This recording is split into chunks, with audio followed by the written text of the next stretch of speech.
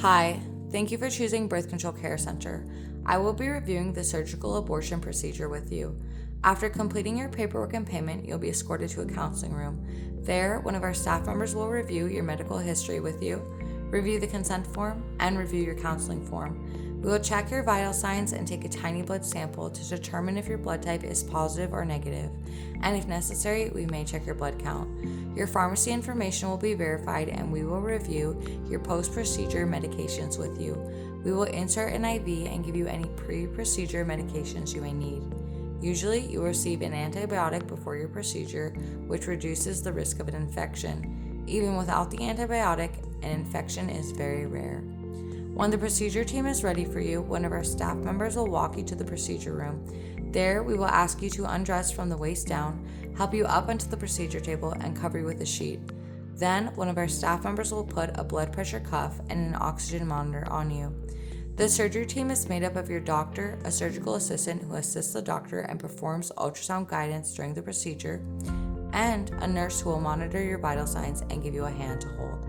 Sometimes a resident may be part of the team as well. A resident is a licensed doctor completing their OBGYN training. The resident may perform all or part of your procedure under the direct supervision of your doctor. A medical student may also be observing your procedure. After meeting you and answering any questions you may have, your doctor will administer sedation medications to you if that is the option you have chosen. These medications are administered to you through your IV, so there will be no additional injections. The sedation medication is designed to ease anxiety and discomfort, but not to put you to sleep or make you unconscious. It does not prevent you from feeling the procedure, but it increases your comfort level and makes the experience less memorable. It is normal to feel pressure and cramping. After giving you your medications, your doctor may then perform an exam to feel the size and position of your uterus and insert a speculum. They will give you some numbing medication in your cervix and then use instruments called dilators to slightly stretch the opening of your cervix. After that, a suction device about the size of a drinking straw will be used to empty your uterus. From start to finish, the procedure only takes a few minutes. At the end of the procedure, your doctor will place a tampon in your vagina to help reduce bleeding. The assistant will help you get cleaned up and dressed and then walk you to the recovery room, where you will stay for 15 to 20 minutes. When you're feeling comfortable and alert and we have verified that you're not having any abnormal bleeding, you'll be able to go home. When you get home, you will remove the tampon we inserted earlier. After that, you may use either pads or tampons. It's normal to have some bleeding up until your first period, which will usually come about 4 to 6 weeks after your procedure.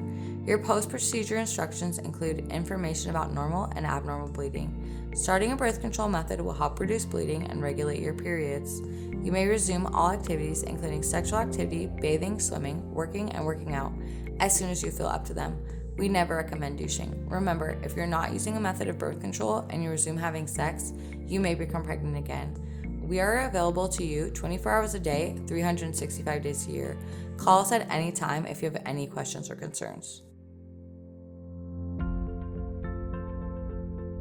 There are multiple forms you will need to read, fill out, and sign before your procedure. The first form will be your counseling information form. You will print your name and date in the appropriate highlighted areas.